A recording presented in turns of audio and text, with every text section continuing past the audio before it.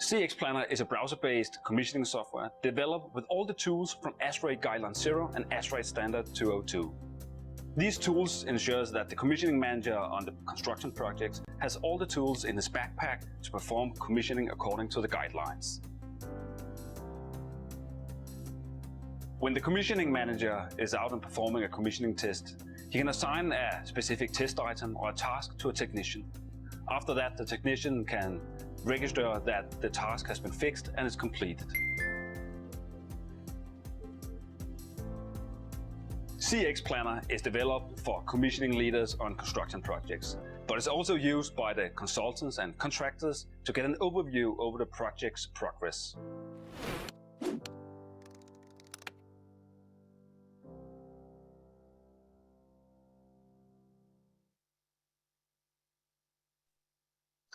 Good afternoon, everyone. My name is Sam Schwartz, and I'm with the ABC Commissioning Group. Thank you for stopping by today with us for the second to last installment of our ongoing Essential Commissioning webinar series. So every month since July, we've been hosting a new presentation covering a different facet of the commissioning process. And special thanks to CX Planner, who sent in that video and helped sponsor this particular session.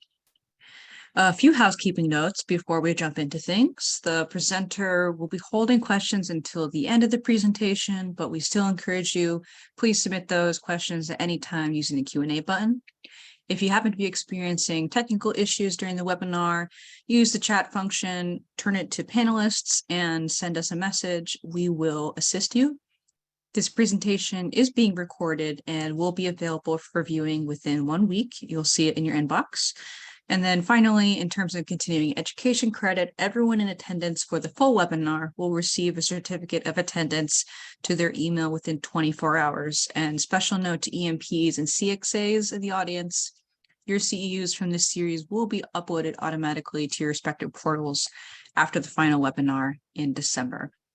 So today's webinar is about interpreting electrical commissioning requirements of current guidelines, various ones. We have Jesse with us today. He's been a senior commissioning authority with SSR since 2007 and is currently the electrical commissioning discipline manager. And as an electrical engineer, Jesse is also active and the committee that revised and just recently released earlier this year the ACG Building Systems Commissioning Guideline.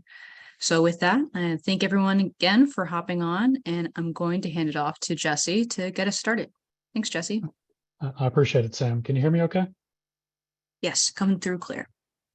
I haven't done this too often, but it was the first time I wish I knew what song was playing at the intro. So kudos to ACG for curating a good list of music. We'll jump into it.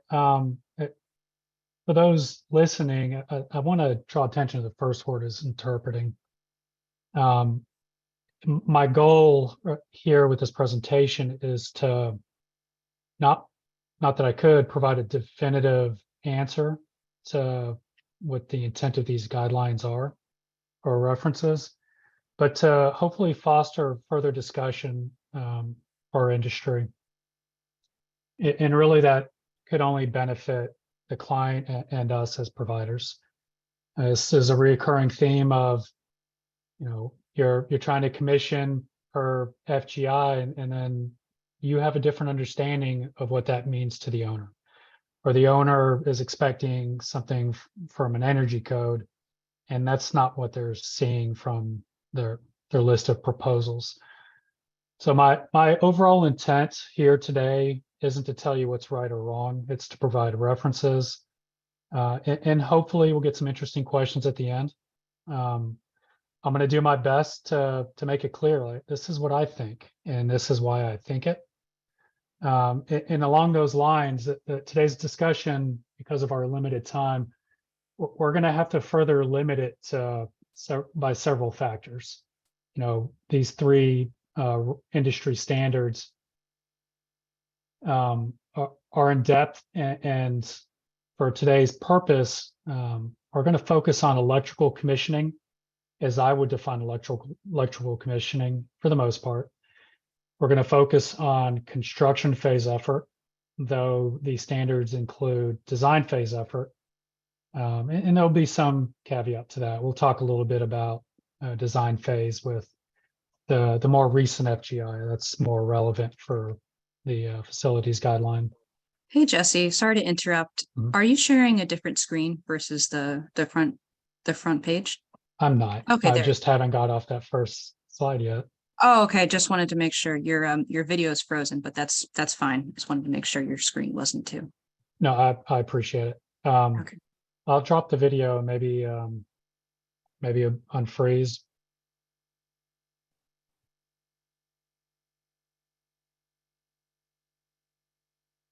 Am I still frozen, Sam? Looks like it, but I think it's fine. As long as your PowerPoint is showing, that's what I was most concerned about. Okay. All right, we'll keep going. You're not missing anything. I'm just kind of bobbing my head around, but I don't have a beard, so we'll keep that in mind. I did lose my. There we go.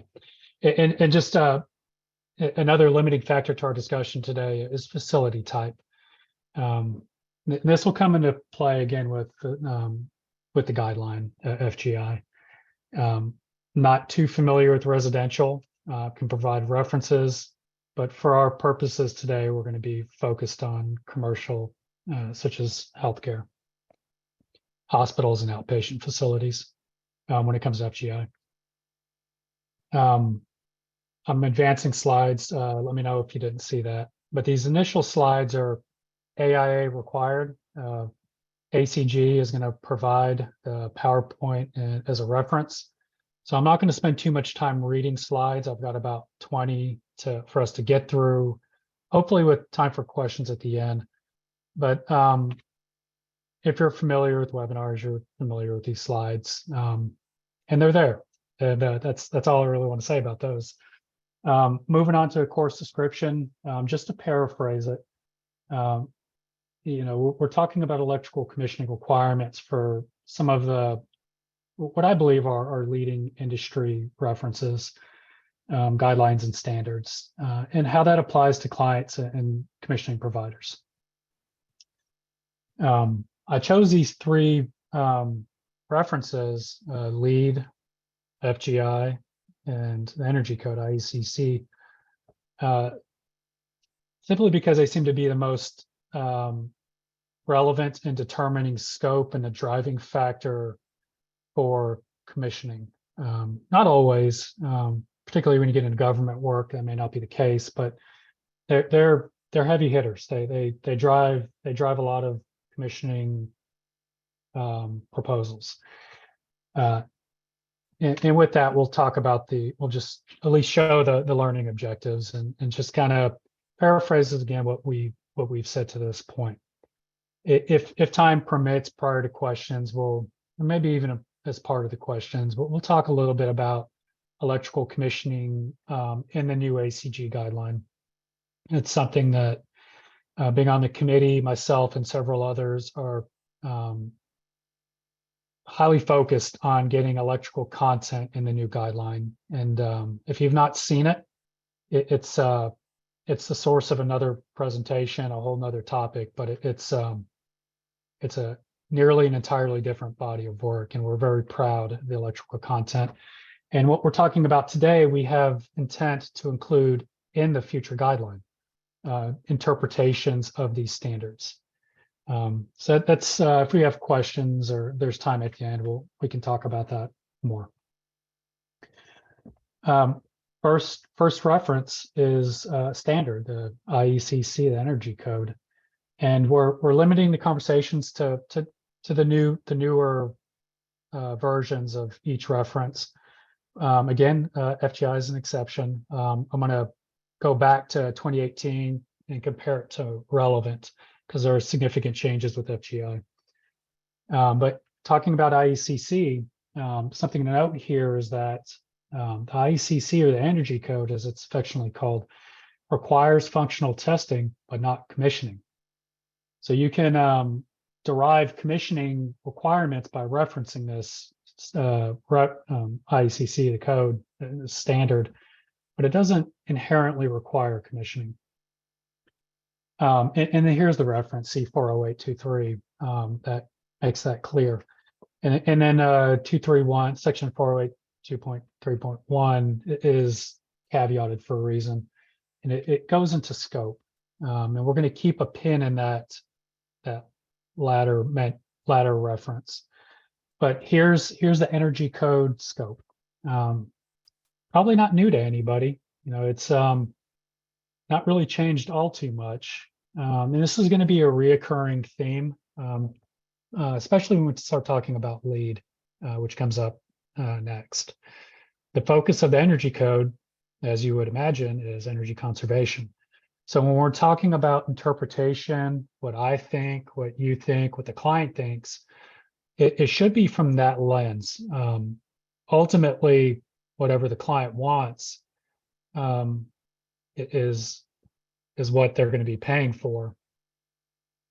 This discussion is to help inform proposals, if nothing else.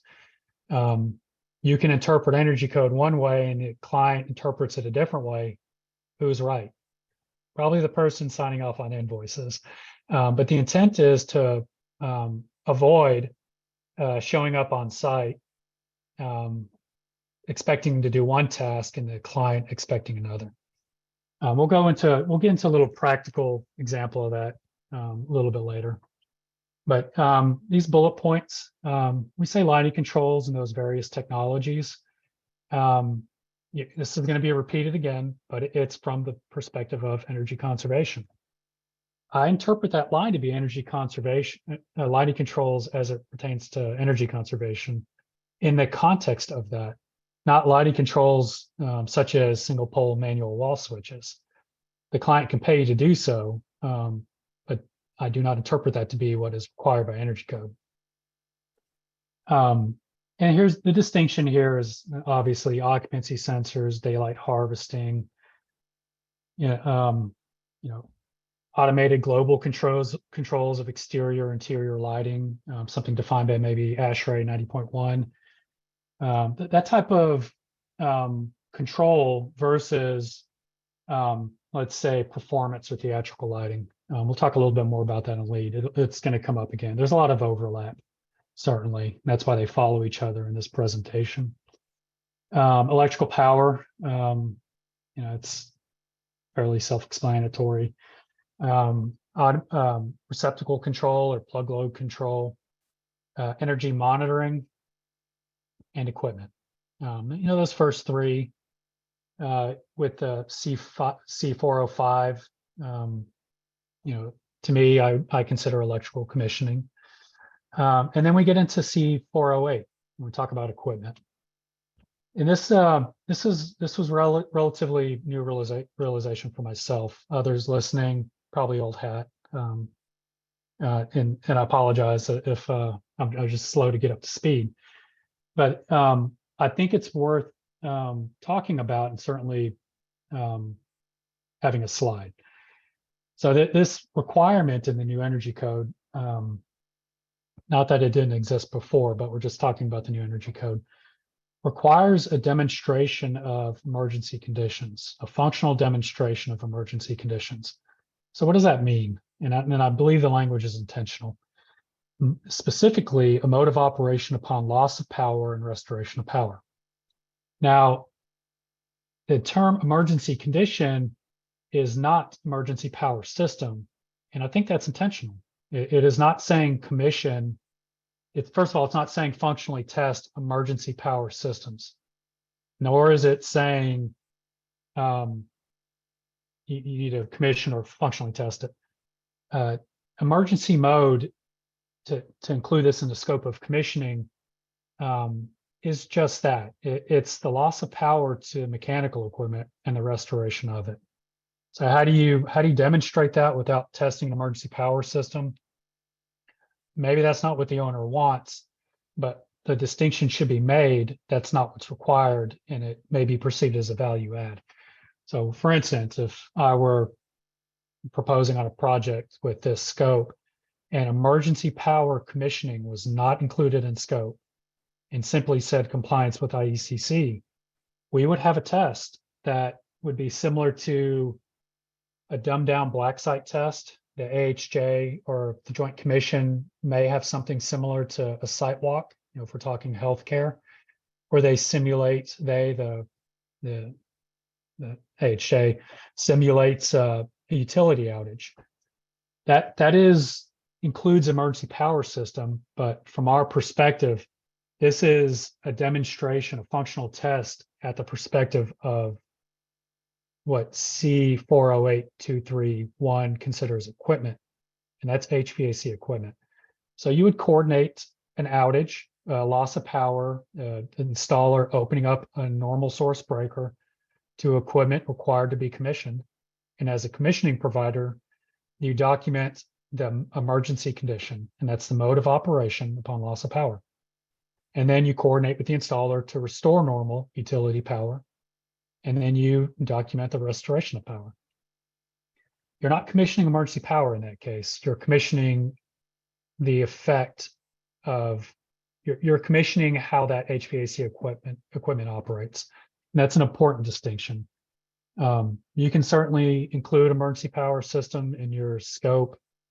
I am not one to advocate against that. I just want to make it clear, if you're proposing on that as an industry, it's better if we're all providing apples for the owner to compare apples and either, exclude the oranges.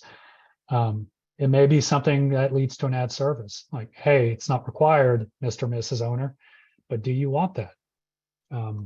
Just to be upfront, and this helps the commissioning provider down the road clear up owner expectations. Moving on to LEED. Hopefully that previous IECC leads to some questions, but moving on to LEED. I almost started with LEED just so I can get it out of the way. I don't know if anybody's listening familiar with asking USGBC to provide a response or clarity to anything. It's almost intentionally vague. The responses received, and I have a theory on that. Maybe it's a conspiracy theory. I'll share it here shortly. But this first slide is to show you what the latest, what I would consider electrical commissioning requirements are from LEED. This is the reference. This is what LEED says. This is what's driving electrical commissioning with LEED, and consequently, a lot of the, I don't want to say confusion, but openness for discussion. So my company, years ago, went to LEED and say, what do you mean by this? And their response is here. And they simply said, we asked, what do you mean? And they said, you're right. So you can interpret that whatever you want. So I don't know if I'm right. All I try to do is be consistent. And I've heard plenty of varying interpretations of LEED electrical commissioning requirements that are valid in my mind. Not that I can determine what's just and what's not. But LEED is a guideline, and this guideline provides, as you would expect, guidance for commissioning. And again, the focus on electrical commissioning are these next few slides. I assume 20% sampling, unless told otherwise, for these what I consider a low voltage system where there's repetitive type of testing. But again, that's something that you as a provider and the owner need to get on the same page about. The term sampling, that's not something maybe there's a question at the end for we can talk about. But sampling it is a strategy and should be, not all strategies apply in every case. So that's something to, if there's time, we can elaborate further. But again, getting into the first bullet point, lighting controls, similarly as the energy code, it's from the perspective of energy conservation. See a lot of proposals where they say, I want you to commission per LEED, do lighting controls. And I just want to make clear, we've been on site and an owner would say, well, I also want you to look at programmable settings on, push button settings. Well, I mean, if I have to manually push a button, is that energy conservation? I would argue no. But if the owner again wants to pay to do so, include the effort and satisfy the owner's requirements. But my interpretation of LEED, the first and foremost, lighting controls, which isn't a new requirement, excludes manual control, theatrical lighting, performance lighting. If you're doing an arena, big outside lights for a field, that's not necessarily lighting controls. If lights are on a schedule to turn off during business hours, certainly. If somebody has to go over and push scene 1 because Beyonce's first act is coming on in the arena, that's not necessarily energy conservation. That's a distinction worth making in proposals, and if there are any owners or clients listening, and you want that, may want to stipulate it in proposals. This next point should have led with power metering and monitoring. This has really led to a lot of the, I want to say misinterpretations, but maybe that's not the right word. Power monitoring and metering is pretty straightforward, but the latest guideline includes this subtext, electrical service and distribution equipment. Taken out of context, that may be interpreted to require commissioning electrical distribution equipment. And I would disagree with that. If you back up, LEED is focused on energy conservation, or it's one of their focuses. You want to look at this requirement, electrical services and distribution equipment, from that lens. And here we're going to drop into design phase a little bit. There are design requirements for this guideline. When you're designing, splitting load up is significant to verify in the construction phase. You simply can't put a meter on a panel board with mixed load and expect to get appreciable values that will achieve LEED points. It's a decision that needs to be made in design. Receptacle, lighting, HVAC panels dedicated to those loads. And then you meter them, and then you have appreciable information regarding energy conservation. That's where the metering comes into play. And the subtext of it is that the distribution equipment that is associated with those loads are to be commissioned, or at least that's how I interpret it. So just a big picture, I interpret LEED to require commissioning of electrical service and distribution equipment, or distribution equipment that is associated with power monitoring and metering. I can already hear the typing in the question, so I welcome them, and I just want to say that's my interpretation. But whatever you go with, or whatever clarity you wish to bring, it should be on a project basis, on a client need basis.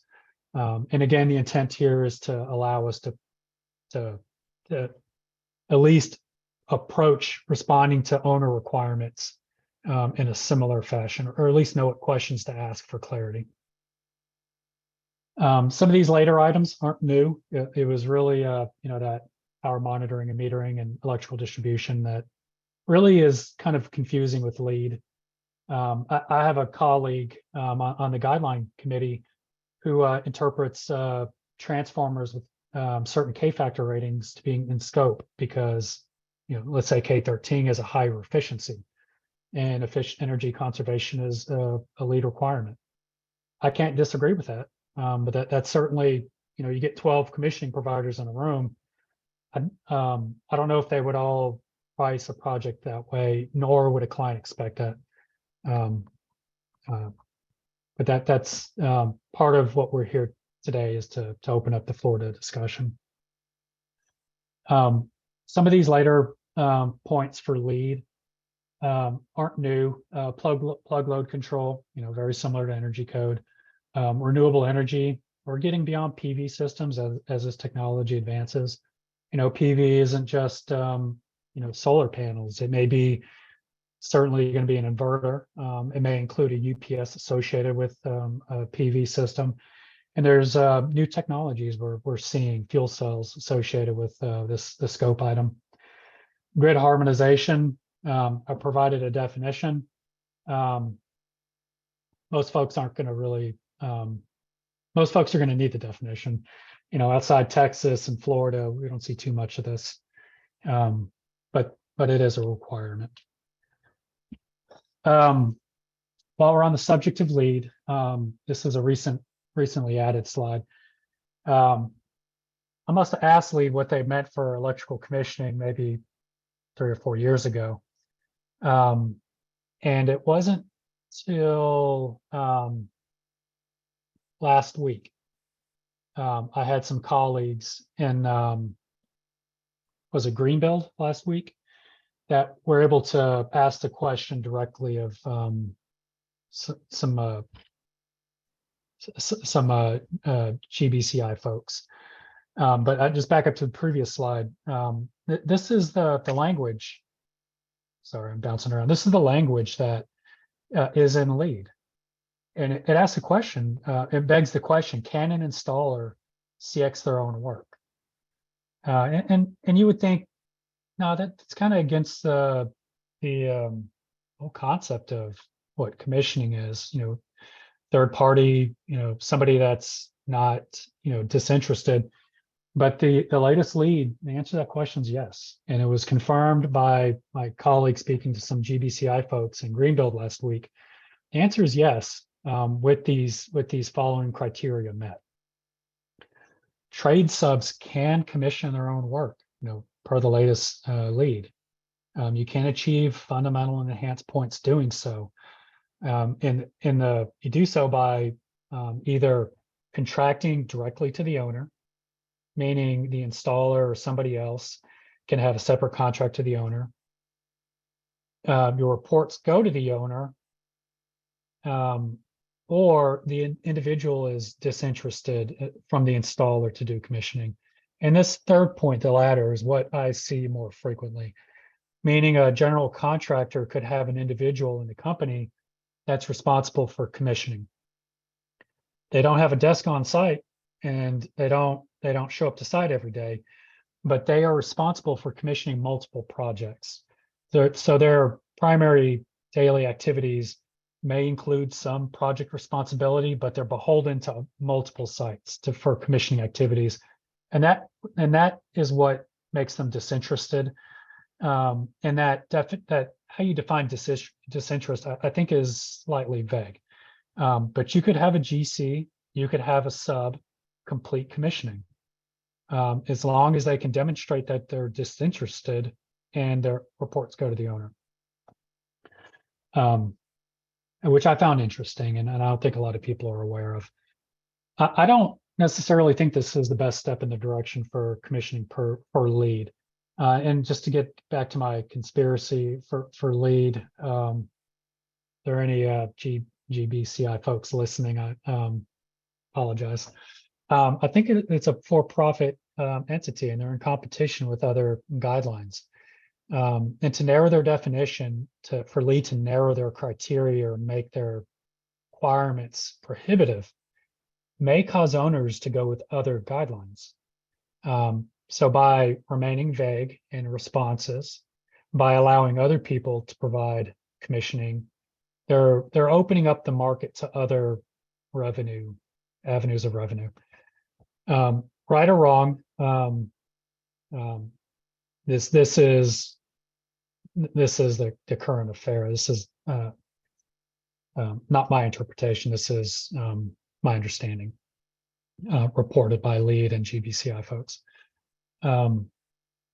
With that, we're going to jump into FGI. Hopefully I didn't open up too big a can of worms. FGI, you know, Facility Guidelines Institute, as the title says, is a guideline adopted in most states. And I'm going off memory here. I think it's 2035. The website tells me that the remainder of the states that haven't adopted FGI are expected to, or some variation of it. You know, Texas is pretty much going to do their own thing. So I don't know how accurate that statement is, but they've adopted some verbatim copy of the guideline. And this reference provided, it's an active link, so you can go to it and hover over the states. And if you're a commissioning provider, you're a designer, or you're an owner, figure out what is required. If you're an owner and you're looking to have a new facility built, or you're an architect or whomever it may be, you can go here and figure out what needs to be in the design requirements and in the OPR and the owner project requirements. And then if you're a designer, you can ensure that those are copied into the BOD or design intent. But FGI provides that resource, and it's copied here again, and it's fairly user friendly. This is one guideline. We're gonna go from old to new, just to highlight or contrast the difference between the current guideline. 2018, the scope is not different. And another difference here is we're previous references, LEED and IECC. I focused on electrical commissioning. Here is MEP services. Highlighted the electrical because it's most interesting, and that's really what we're talking about. That is my focus. I say that tongue in cheek. But just so you know, that this is a more holistic list compared to the other references discussed prior. 2018, it's not a new standard then. This list should look familiar. So when we jump into 2022 or current, most folks likely will not have adapted this in their state. Still working from 2018, but this is coming, if not already there. And this is where we're going to talk a little bit about design, because that has impacted FGI more so. FGI 2018 was the guideline. FGI 22 is broken itself up into 3 separate publications: hospitals, outpatients, and residential. And as I stated previous, we're going to exclude residential from this conversation. Because we want to focus on hospitals and outpatients, where my experience is, and I feel most commissioning providers have experience in. Not that residential is less significant. When we're discussing scope, we want to be mindful of this. We're talking FGI hospital, or we're talking FGI outpatient. And that's going to be fairly significant here the next few slides. So FGI 2022 hospitals, if you compare it to FGI 2018, there's no change. There's no change to construction phase. I would consider a slight change to design requirements. And I believe the lady's name was Laura. I apologize. Somebody can correct me on this. And this happened, I believe, last year, or at least this change was implemented, or an act was brought about last year from. This happened in my neck of the woods in Massachusetts. I think outside of Boston ED. A lady died of an asthma attack outside an ED. Now, 2022. Security requires design to include monitoring of ED entrances if they can be locked. So as a designer, that's something to be aware of. You need to have CCTV outside instances such as that. As a commissioning provider, you're still commissioning CCTV wherever it may be. And again, we're talking about the big picture. 2022 hospitals. 2022 outpatients has changed. And we get this new terminology, telecommunications and wireless. If you're doing commissioning, probably love to hate these words. They're just so nebulous and vague. It can be anything. It depends on where you're looking. Fortunately, FGI is very responsive in their request for clarification recently to my request. And they provide inside FGI references, and we'll get into that here in a second. But I just want to point out outpatient facilities in 2022 include everything required in hospital and then some.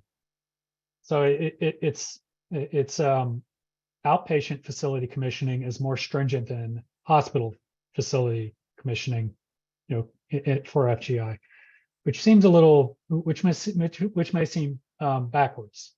I'm sure there's a reason for it. I don't quite know, but that is the case. So we have these new scope items. How do we define them? FGI provides guidelines, but ultimately it's up to you as a provider or you as an owner to come to agreement how you want those defined. Ultimately, FGI says you may want to work with your commissioning agent or your HJ to learn their requirements. But FGI is a guideline and it provides guidance in defining that. All FGI is saying is you need to commission it. And they say, and you can look here if you need to figure out what that is, but ultimately work it out in advance. It kind of gets a little wonky here. We're talking about defining these this FGI 2022 outpatient commissioning requirements, but FGI says look at the hospital. FGI 2022 hospital defined to define what's required in telecom.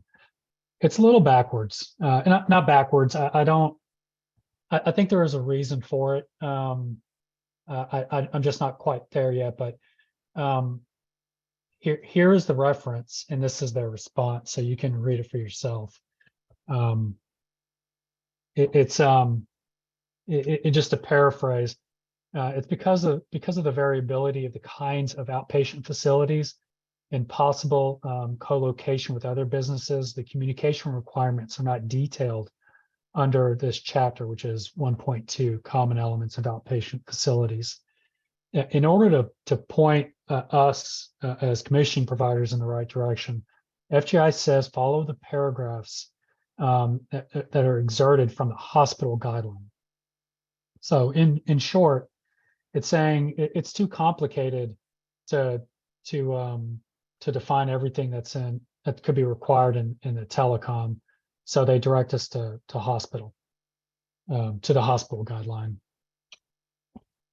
And I'm here to tell you it's a voluminous, there's a lot of content there. If I were to copy paste, it'd be several slides, and we would be slightly out of time. But I do want to save some time for questions. So here are the highlights from the sections for reference. And again, this is FGI 2022 outpatient facilities, how they define telecommunications and wireless. And they say very clearly, see hospital guideline to define that. If you go to the hospital, I'm paraphrasing it, it's nurse call and ancillary systems for outpatient facilities. If you go to the subsection 852, it defines telecommunications with a reference to BICSI. And BICSI is a separate standard.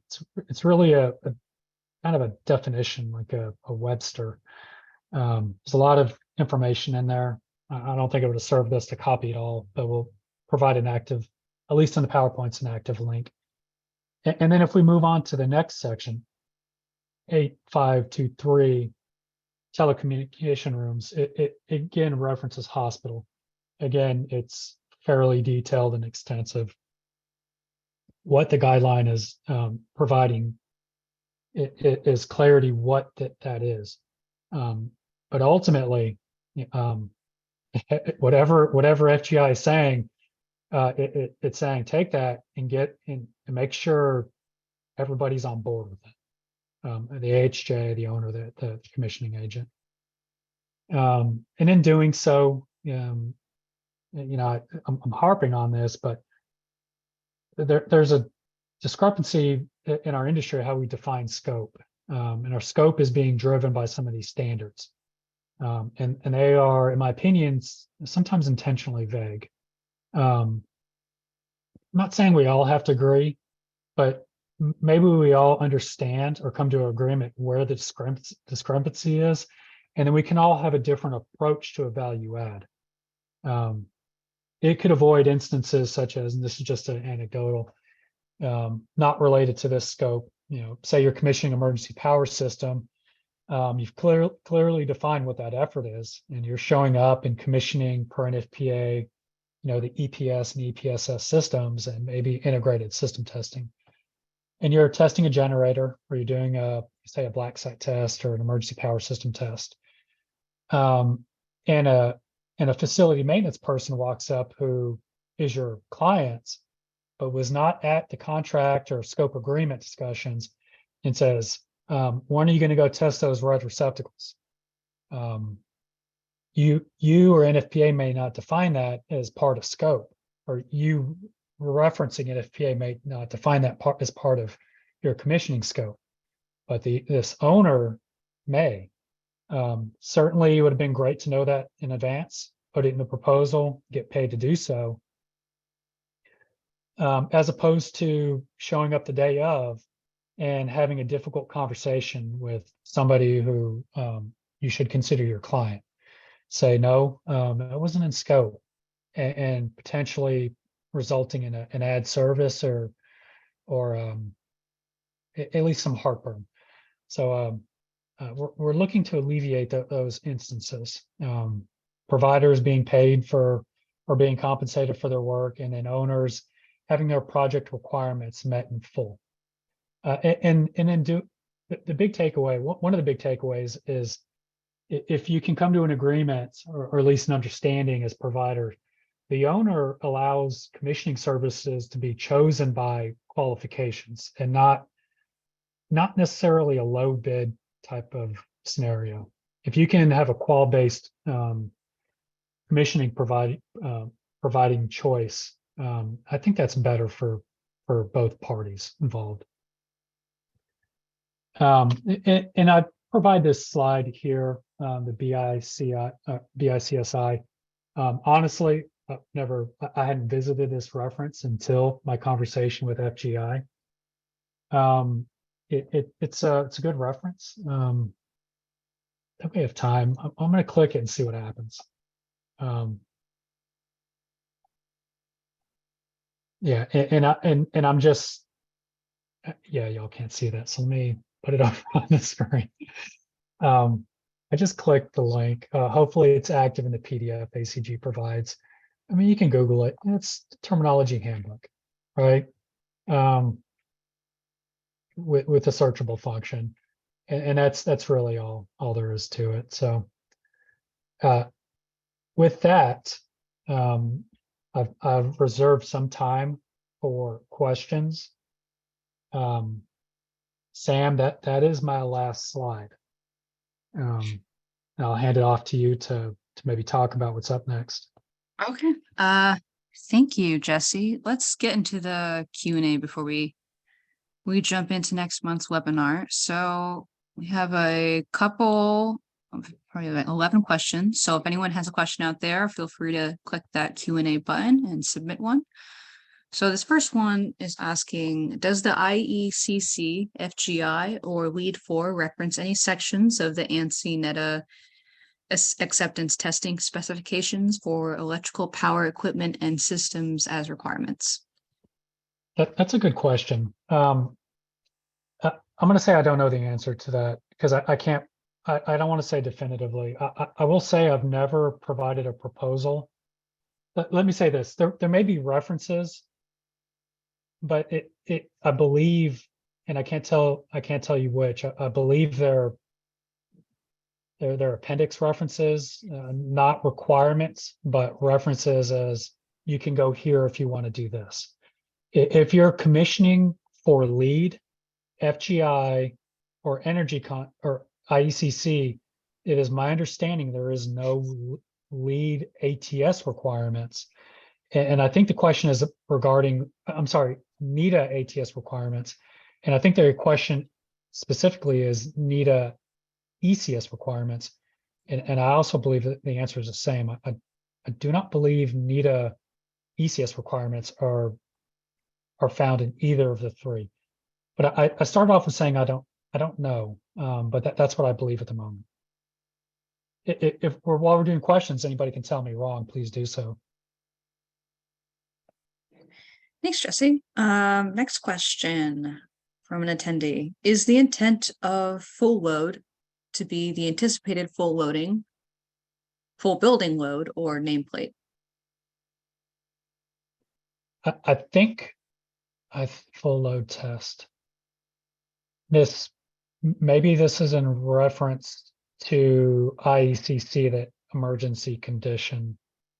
And if that's the case, the load requirement, there is none. It's simply emergency mode. And if there's no emergency power generator or anything, no emergency power source, your load goes dead.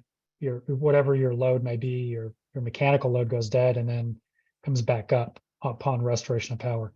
If the question is pertaining to load requirements for, per NEC or an FPA, just in general, an FPA for periodic maintenance, the load requirement for that is 30%. Hopefully that the asker of the question can clarify, because if we're talking about commissioning emergency power systems, just in general, like integrated system tests, that's a different question, and I can elaborate further on that, but I don't want to keep speculating what the intent is. If I didn't answer your question, please ask it again. Okay, next question. Would C408.2.3.1 apply to medical equipment such in healthcare facilities? So that was C400.2.3.1. Yeah. Equipment such as in medical facilities. I would think so. So here we're talking about what needs to be mechanically commissioned by energy code. And on that subject, I am fairly ignorant. I exclusively do electrical commissioning, and that's how I try to frame this discussion. What is required for mechanical commissioning to satisfy IECC? I'm not prepared to discuss, and I would reference you to some other colleagues who do mechanical commissioning. But I can tell you we do IECC in healthcare facilities all over, and if you're commissioning for IECC in a healthcare facility, there is a mechanical component. Maybe the question is more derived, it is more focused on healthcare specific equipment, maybe like isolation room equipment or pneumatic tube system. Again, I would go back to my previous reference. I don't know what's required to be mechanically commissioned. And it kind of segues into, I think we have time, Sam, just segues into a little bit of a discussion about FGI design requirements. I didn't say this or make it clear. Some of the design requirements for FGI have changed, particularly the parameters for spaces. So when we're talking about, the previous question asker was asking about energy code. Similar question, extrapolating to FGI. The design requirements for FGI have changed. If you're a designer, have changed the parameter for space requirements. Meaning if you're, say, designing an isolation room, that space requirement has changed. And it's not necessarily for the more stringent. So just something to be aware of as a designer. Some of the space requirements have become smaller, meaning the mechanical loads have also appropriately should be sized. And that pertains to service. So it's not what you think. It's not necessarily the new guideline is more stringent. It's just different. And as a designer, you may not need to have such a big unit to cool a space, or must so much as a designer account for so much load when the minimum space requirements have changed. Sorry, Sam, I went off a little tangent there. hopefully there's time for more questions. No worries. Plenty of time, 10 minutes. So next question, they're asking, when testing mode of operation upon loss of power and restoration, does this mean unit shuts down, all devices operate in sequence and returns to normal operation if this is on emergency power, or if not on emergency power, then it comes back on when normal power is returned? Correct. That's my interpretation. And I think I inadvertently answered this question responding to the previous question. The focus is of the merge. The focus is not emergency equipment. It's not scope. The Energy Code, I believe, intentionally uses the term emergency condition. So as a provider, you're standing at the equipment. You're commissioning from the perspective of the equipment, regardless of what other systems are integrated to it necessarily. So you as a provider, to satisfy, minimum IECC, would say, all right, Mr. and Mrs. Installer, let's initiate an emergency condition. A loss of utility power. It clearly says loss of power. And then you document what happens. If a generator picks up, if a UPS maintains power, if utility goes, de-energizes a bus and the equipment just dies, you are documenting that mode. You are documenting what happens. And as important, you restore power, and then you record this transition from, maybe it's a dead bus, maybe there's a generator and that equipment has been operating in emergency mode. It needs to go back to normal mode, which is quite honestly where we find most of the issues. A VFD, going crazy, a disconnect not appropriately coordinated, opening. And these are a lot of facility operation issues that they inherit at turnover that we try to alleviate in the commissioning process. So as a provider, that's the minimum, I interpret to be the minimum requirement. And it doesn't mean you can't commission the emergency power system. If I'm responding to this scope item, I would say this is what you need to do. Oh, by the way, there's significant value add to commission your emergency power system if there is one. It's simply understanding what's required, and so you can segue into a value add to the owner. Thank you, Jesse. So next question, where could we procure standard FPT forms for various electrical equipment? There may be a resource for that. I believe the ACG guideline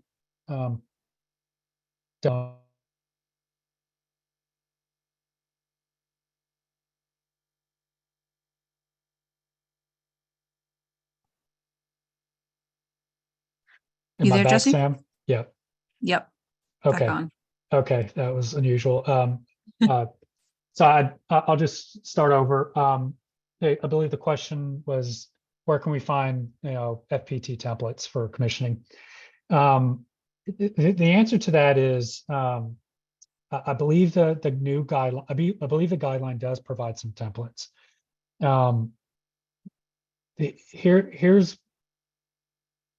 This is something my previous mentor said. Functional testing is where the rubber meets the road. And your commissioning provider, their value add is being on site.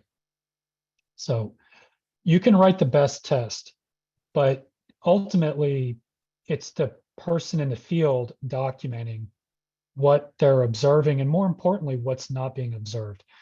So all that to say, commissioning tests, you can, if you're a facility operator, or you're an owner, or you're just somebody that wants to do it yourself, maybe save money, they can be procured.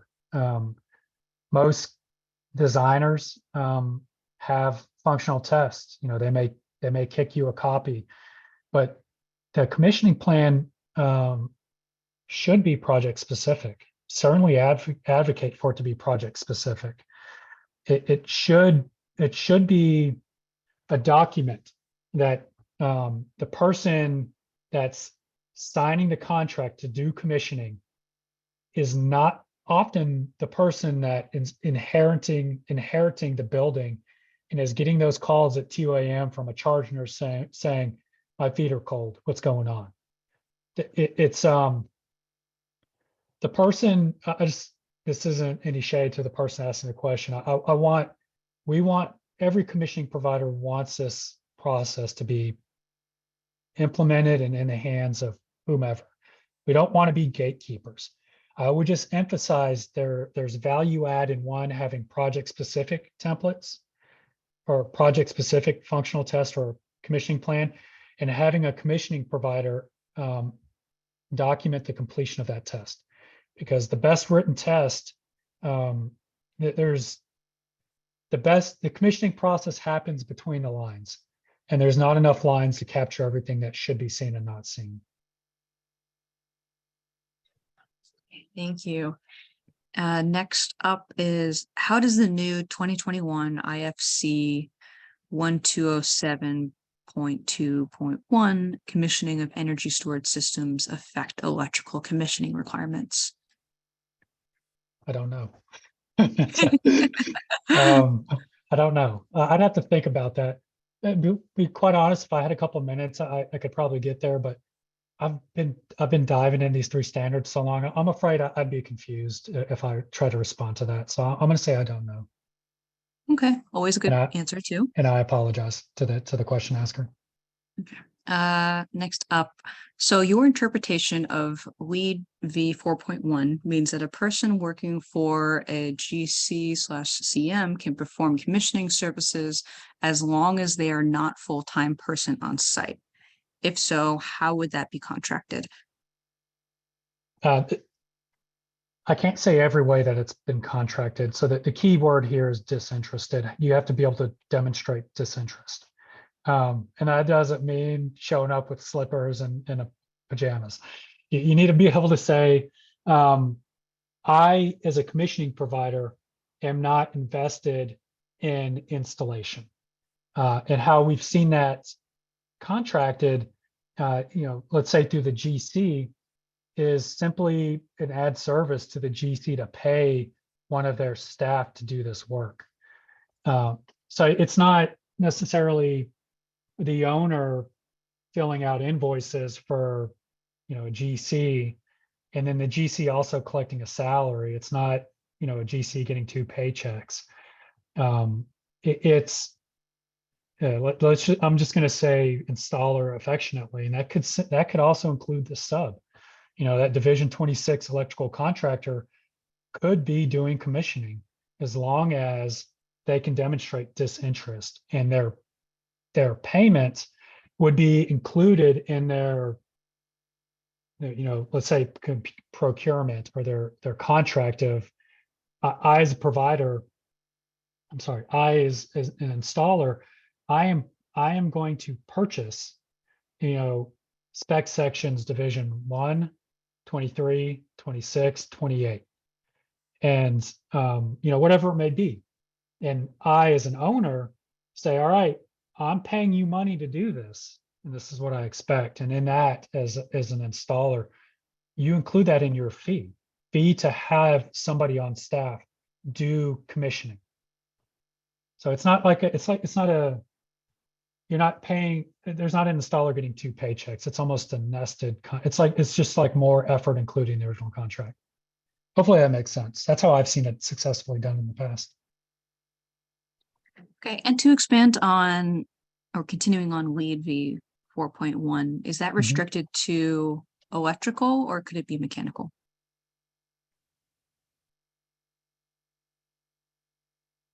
Yeah, mechanical for sure. Yeah, I really apologize to everybody that's showing up that's not electrical.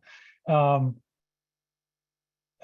focus this on electrical, and I've included electrical points, but that's LEED's intent to be applied throughout the commissioning process. I've simply highlighted the electrical scope because that's where I find the confusion. Mechanical commissioning folks seem to understand clearly what's going on for LEED requirements. It's when we're talking about electrical commissioning requirements where the electrical commissioning industry is being more aptly represented in the new ACG guideline, and I feel is being the trend is to be more inclusive. So hopefully the scope requirements and the intent of this presentation will not be so so significant or in need in the years to come. But to answer the question, yes, applies to mechanical commissioning. Okay, we are at 3 p.m. Jesse, do you have time for just 2 more questions? Yeah, keep on going. All right. Can elect power systems commissioning be covered by performance of NETA certified testing? So the question is, can electrical commissioning be completed by NETA certified providers? And essentially, somebody that's NETA certified do electrical commissioning. This has been a sticking point for me. I'm going to say yes. You know, if you're providing lead services, again, as a commissioning provider, we're not trying to be gatekeepers. We simply want the commissioning provider as an industry to be qualified.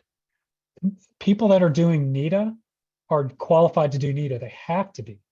You as a NETA provider need to have the majority of your revenue, your income, what you do day in, day out, the majority of it, I think it's 80%.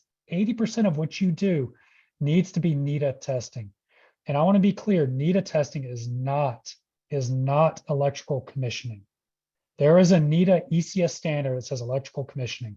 That is not electrical commissioning services as defined by the electrical as the commissioning industry. So I answer the question yes, because I'm not trying to be a gatekeeper. You can have somebody that's NETA certified that the majority of what they do day in and day out is satisfying NETA ATS testing, which is not NETA ECS testing, it's separate. And they can do, and NETA, there's value in NETA. As a, you know, I work for a design firm, a double E. I love to see NETA ATS testing requirements in the spec. Your NETA ATS or ECS provider, the question, can they do commissioning? Sure. I just don't see how they could possibly be qualified if most of what they're doing is not commissioning. But again, that's my opinion, but my answer is yes. I don't see, I wouldn't say they can't. I just don't see how they can. Okay, the next one is more of just a comment, so I think we can skip that for the sake of time. But Jesse, thank you so much for coming on and also being thoughtful about time and taking time to answer everyone's questions. Sam, was it a nasty comment? Did I get something wrong? No. Okay. All positive. All right. We'll send you the report. All right, appreciate it. Okay. So one more webinar in our series, December 8th, with Warren Morris and Al LaPera. They both are instructors for the CXA workshop, so they're pretty seasoned at doing webinars, training. So I suggest you don't miss this one, Fundamentals of Commissioning for Facility Engineers and Building Owners. And also don't forget about CX Energy, that is coming up. Make sure to keep an eye open in your inbox to see all information about exhibiting, sponsoring, and the upcoming program. Thank you all and have a wonderful Thanksgiving. Bye, everyone. Bye, Sam. Thank you. Jesse.